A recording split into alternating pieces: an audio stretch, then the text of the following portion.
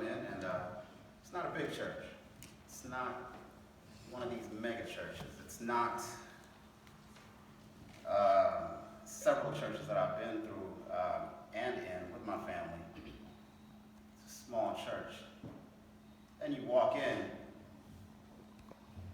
and you have to question that picture behind me. Okay. Then there are two people sitting in the pews. So then you start to judge again.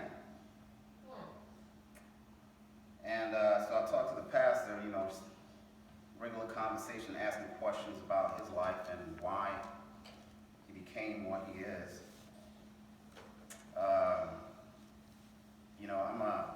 I'm not a spiritual man. I'm not a religious man. But there's something brewing inside of me. I don't know what it is. Come on, man. All right. So I'm constantly telling my wife that something needs to come out. I'm impregnated by something. Talk, son. I need to give birth. Be careful. I don't read the Bible. And I'm not going to sit here and pretend to tell you that I read the Bible, because then I will be hurting myself. Come on, Then son. people do not allow or help people that put filters, Instagram, on their success, on their faith, and where they hurt. If you go to the doctor and the doctor says, where does it hurt? You better tell them where it hurts, so that they can prescribe some medication for you so you can heal. So let me go back to my first point. And this was not part of what I was going to talk about. That's the way you do it. The energy in this church is intoxicating. Be careful. Woo! I don't stand up because the pastor says stand up. That's it. Come on, I stand son. up because the person on my right or left says stand up. I have to feel it. It's like going to jazz. You got to feel it. You got to, she takes her shoes off. Come on. Yeah. Holds her skirt. She goes at it. There's nothing pretty about it. The hair is all out of place. But man, the energy, the spirit that comes out of that comes out of this mega church here. You see, you're just looking at a building, Come on, son. and that is man-made. Praise God. And I just have to say I'm really deeply humbled and honored to be sitting here with my family. And for that man over there to see something in me, and for me to see or feel something in him that I can relate to, and that is called adversity. And all we've been talking about was the past, and as I'm listening to these songs, sister, as I look back over my life, I can truly say that I've been blessed. I'm coming from the slums. I'm a rose that was raised out of cement. And I keep forgetting that. I keep forgetting how powerful I am. I am a powerful man. I am a powerful black man. I am a powerful father. I am. Woo! I am Good God. powerful. And that's what I teach my clients. And that's what I have to remind myself sometimes, who I am, where I come from. I come from a land. Come from a land called Africa. We call it a continent. I come from a country called South Africa.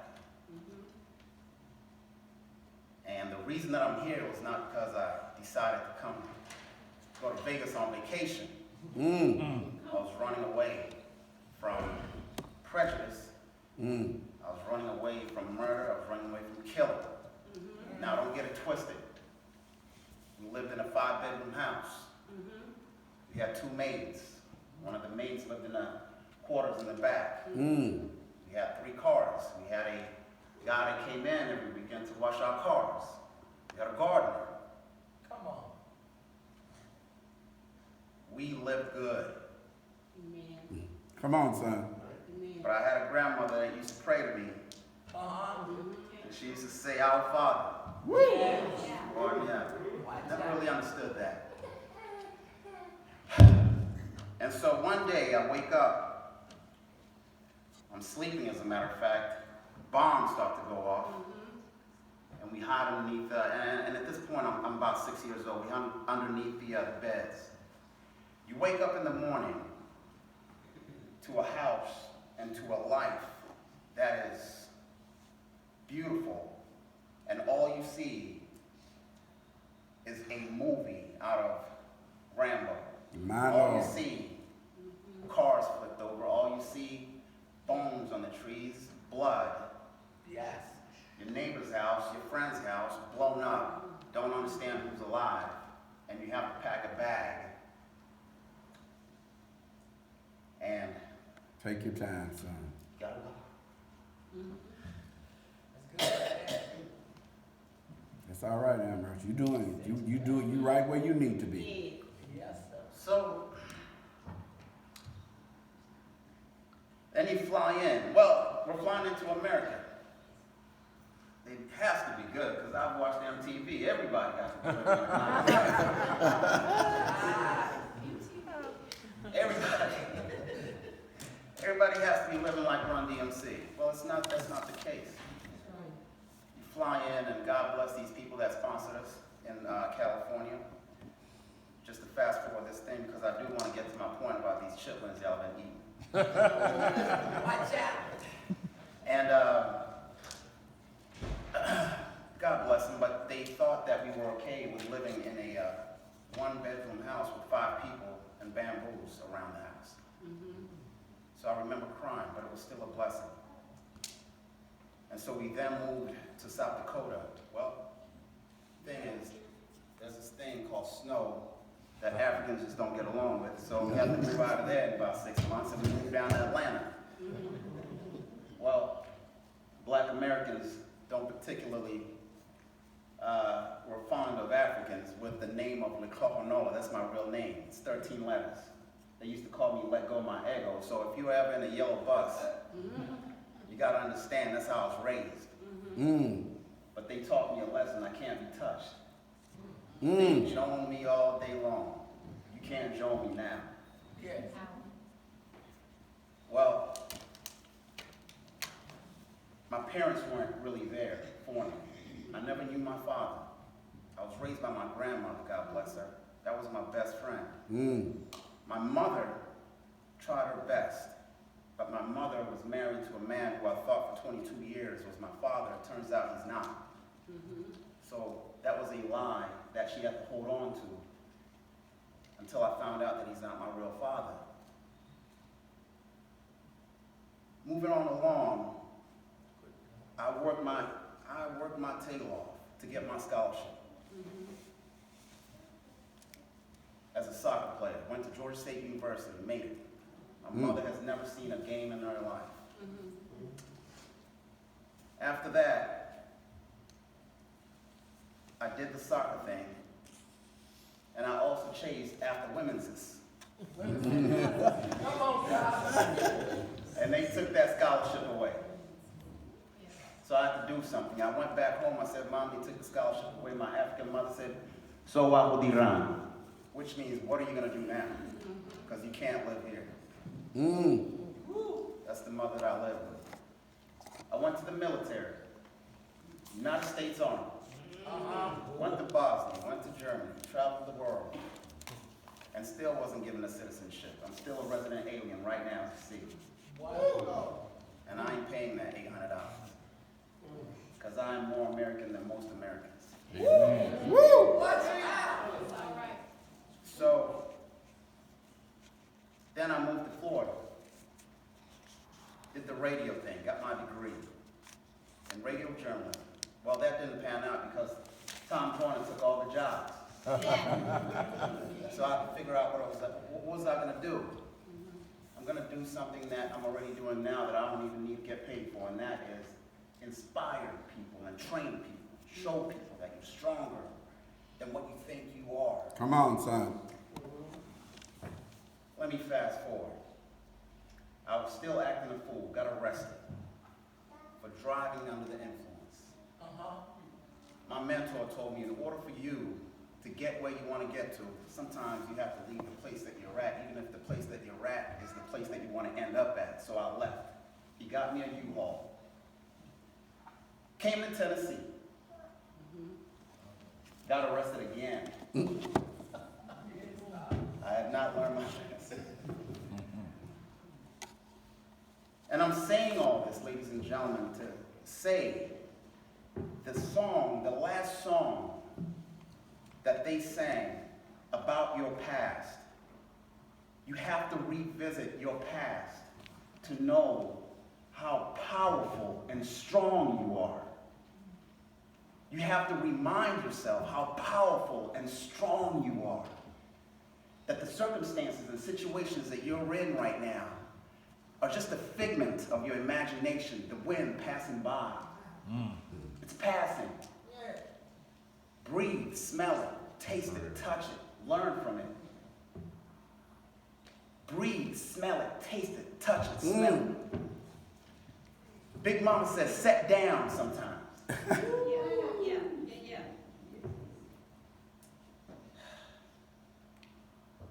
And realize how powerful you are.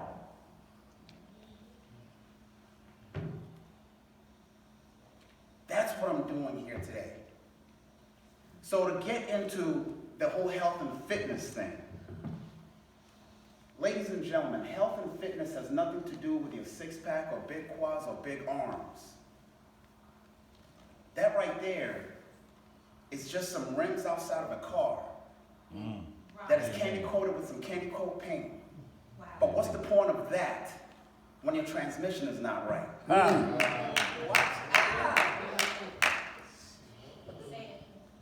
Health and fitness has nothing to do with a six-pack and quads and big arms. Health and fitness is defined by one word, and that is able, A-B-L-E. Are you able to go on vacation and have a good time with your family? Are you able to go out there and play with your kids? Are you able to wear the clothes that you want to wear? Are you able to go out there and spread the gospel? Are you able to do the things that God put you in on this planet to do? So then I want you to ask yourself one question. And before I do that, can we all agree that this body is a gift? Yes. Can we all agree that this body is a vessel that is meant to spread the word? Can we all agree that this body is a temple? So now I want you to ask yourself a question. Is your body a temple or a trash can?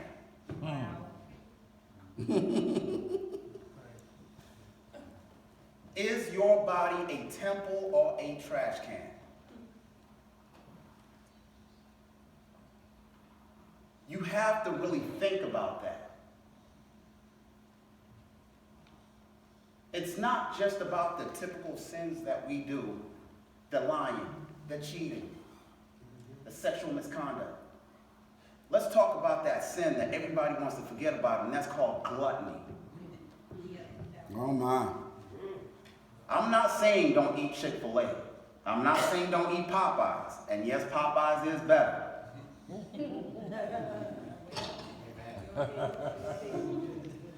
All I'm saying is, everything is in moderation. You know when something ain't right. You know when something ain't feeling right.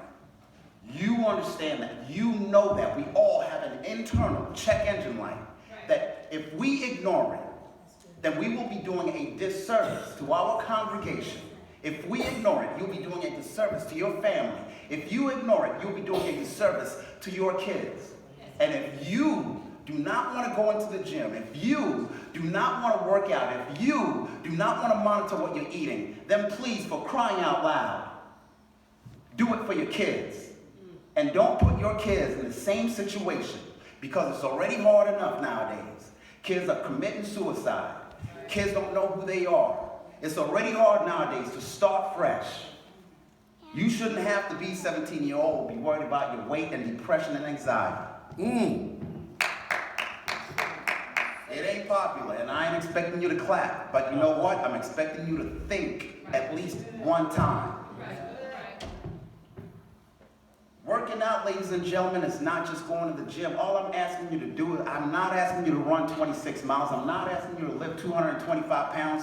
If you want to run 26 miles, do me a favor and at least start with a yard. That yard then turns into a mile. A mile then turns into 3 miles. 3 miles then turns into, you can only build that, you can build that house by laying one brick at a time. Come on. Redefine your perception. Redefine your definition of what health and fitness is. I'm going to correct the pastor. 66 years old. It's not easy. Do you know what's not easy? Marriage. But you still work on it. I know that. I lived it for 5 years. My wife is right there. She will tell you. I am transparent. Do you know what's not easy? Being a Christ follower. Do you know what's not easy? Having a business. Do you quit on that? No. Then why do you quit on your body?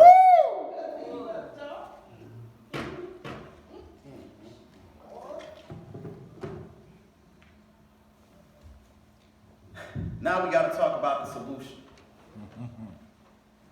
And then I'm going to leave it to the pastor to deal with this. Because ain't nobody standing up and clapping for me. Go start the car. And pull up. You got it. I'm diving in after this. What is the solution? The solution is you have to look at yourself in the mirror. You have to be honest with yourself. You have to pray about it. You have to pray about it. You have to pray about it. You have to pray about it. You have to pray about it. You have to pray about it. Come on, son.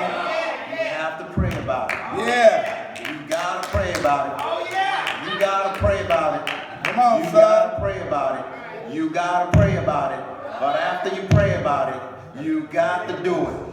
You got to put in work. Because prayer without work is dead. God does not own a FedEx company. Nor does he own a UPS company.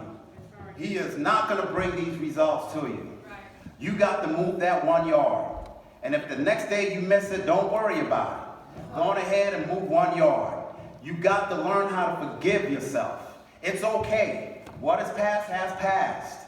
Don't worry about that. The pastor is 66 years old but can do more than any 26-year-old that I've seen out there. I've seen him with my own eyes.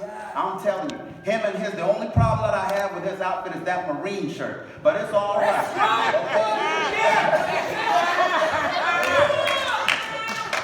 Don't start the car. I'm forgetting my Army shirt.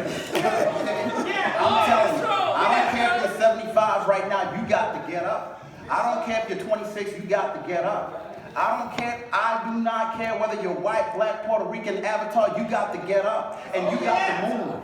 You got to move. The only investment that you have on this earth when it's all said and done is your body. There is nothing else. I promise you. That hearse is not going to follow you behind that. I'm sorry, the UPS truck ain't going to follow you behind that hearse, is it? It ain't going to do that. You got to love yourself. Rule number 1, solution number 1, you got to make love to yourself. You have to make love to yourself. And I ain't talking about your kids, your husband, your wife. You have to make love to yourself because you are no good to nobody when you don't love yourself. As a matter of fact, you will hurt me. You are going to hurt me. You're going to look at me and expect me to change when you ain't even change it. How dare you? That does not make any sense. My God. Number 2, file the divorce papers. Uh-oh. What's this stuff? You got to divorce yourself. Come on here. That old you ain't gonna do it. Yeah. We're going to college. What's this? You can't take that same curriculum to college. You gotta have a different mentality. You trying to get to the NFL, but you still playing in high school. That ain't gonna work. You got to divorce yourself. The way that you think, the way that you think, the way that you think, the way that you think, the way that you think. Stop reading. As a matter of fact, stop praying. You already prayed about it. It's already laid out. Now it's time for you to get up. And do it. Oh, come Come on. on here. Oh my God. Come on, Ambrose. Come on now. You have to divorce that old you. That old you has been programmed a certain way. It's time to defrag Yes. the way that you think. It's time to clean it out. It's time to reboot. Turn off sometimes. Meditate. Well, after you meditate, that's all it is. When your phone goes bad, what do? Go on ahead and turn it off. Boom, shut down. Close your eyes. Pray about it. But after you turn it back on, boom, renew. It has to be a renewed mentality. What is the scripture on renew? That renew. Renew your mind. Come on now. You have to. Come on now. Don't just read this stuff. Really do it. Oh my. Watch out. Don't just read this stuff. Really do it.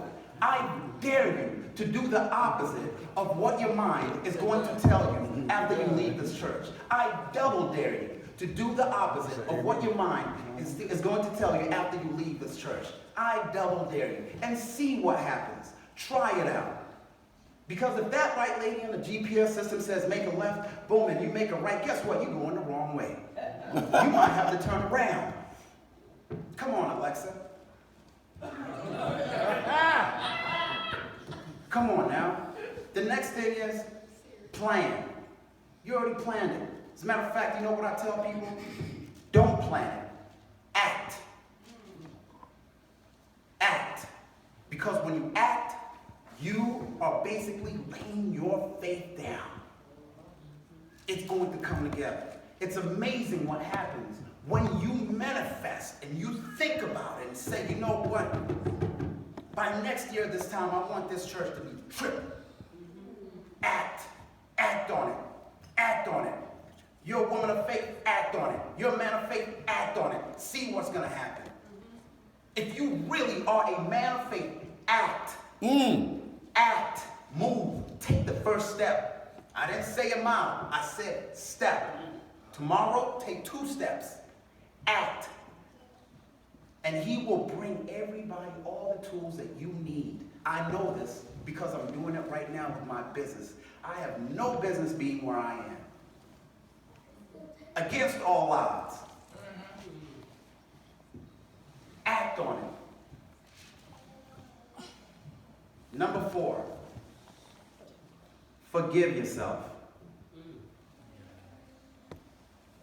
And understand that you're going to fail.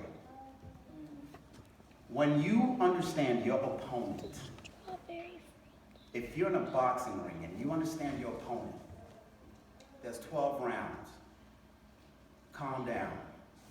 You sit down, God talks to you. You talk to yourself. Get your team together. Get your wife in. Okay, boom. Next day, the bell rings. Ooh. If you do not get up off that chair the next day when the bell rings, there's this other opponent on the other side called life. He's going to come to your corner every single day. Yes. He's going to come to your corner every single day and pounce on your head. Even with that spiritual blanket over your head. You can't fight. You can't hide behind that spiritual blanket. Last I recall, that's not what Jesus did. You gotta meet that life in the middle of the rain, no matter what. Come on, son. Your circumstances and feelings have nothing to do with where we're going. They pass it. Be strong. Be strong. You're gonna fail. But then, is it really failure or is it a lesson? It's not failure. So change your perception on that. Embrace being uncomfortable. That's all it is. So ladies and gentlemen, I am more so about life when I train. Because the name of my business is Doers Motivation. D-O-E-R-Z. I was a professional procrastinator. Woo. I got the degree, PhD, all day. Wrote a book called Cut the Crap, put it in the shelf. Had business ideas, put them in the shelf. And finally one day, I said, you know what? James chapter 1, verse 22, be a doer of your word and not just a hearer. I know for a fact that each and every one of you, I don't care if you're 89, 73, I don't care what your situation is, each and every one of you have something brewing inside of you deep down.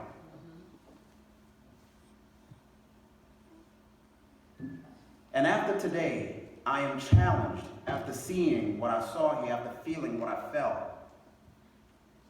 to bring that out. And I'm encouraging you to bring whoever that person is, whoever you are. You're in prison, but the door is open. Anytime you're ready to walk out, you can walk out. But that other person can't come to this next level. Whoever that person is needed. Whoever that person is needed. Whatever your story is, it's needed. And I encourage you to bring that person out. But before you do that, you have to make love to yourself. And that is your body. That is your body. That is your temple. All I'm asking you to do is take one step. If you can take one step and go back to bed, man, it's better than yesterday. Yeah. I want to thank you guys from the bottom of my heart.